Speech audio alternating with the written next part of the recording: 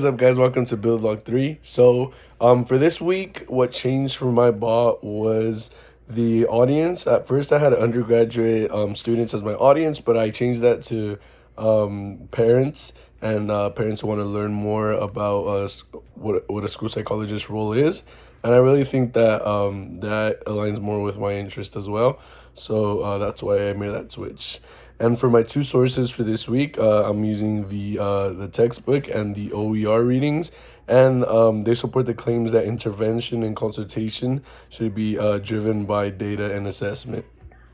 So my reaction to this week's readings, the chapter that stood out to me the most was chapter 11. What stood out to me the most was the coaching versus the consultation. I never paid attention to how these two were very different. I never put any thought to it, but this chapter really emphasized how different they were.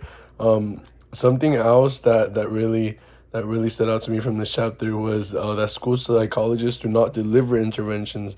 They more like indirectly help, like through consultation, which I didn't know that. I thought school psychologists were the ones who gave the intervention, but it was something that stood out to me. Um, Two things or two sources from this week that touched on the same point were the podcast and the chapter 11.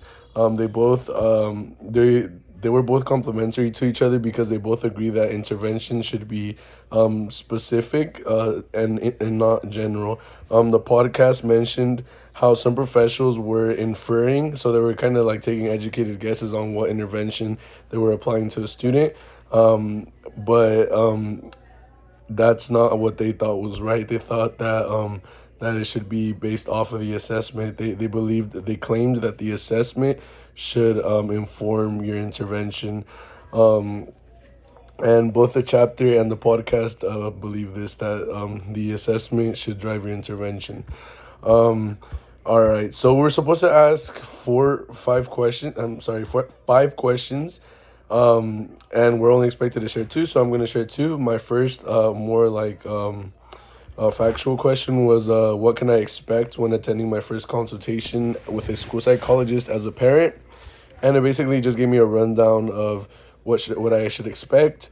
And it was the rundown was basically like they're gonna ask the parent questions. They're gonna get information from the parents, and stuff like that. It was more stuff, but it was a big and good answer. Um, the second question that was not so much of a factual one. It was just to push it. It was the question I asked was, what intervention should I use on my student who has ADHD? And my chatbot answered with, I cannot diagnose, and basically it can't give me an intervention without like the context and everything. Um, but moving on to the last point, it's the case lab. This week the case lab was a little bit more tricky since we had two things going on at once. So in my scenario, we had a student who was struggling in reading. He was behind in reading, but he also had behavioral problems, and that was very interesting. That was different because it was very tempting to just say, "Oh, well, the reason why he is struggling with reading is, or I'm sorry, the reason why he is having these behavioral issues is because he's struggling with reading." It was very tempting to do that. I really had to like slow down for a little bit and kind of take it step by step instead of just jumping in. I think it was very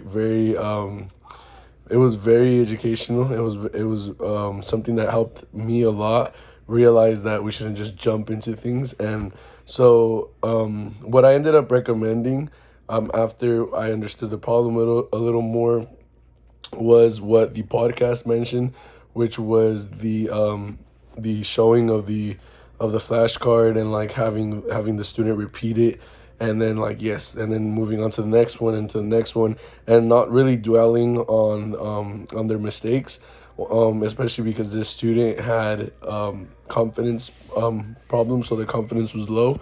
And so at the end of this assessment or this consultation lab, I really did think that the behavioral problems were linked to the reading problems, because The student's confidence was low, as a result of not being able to properly read like all of his other classmates.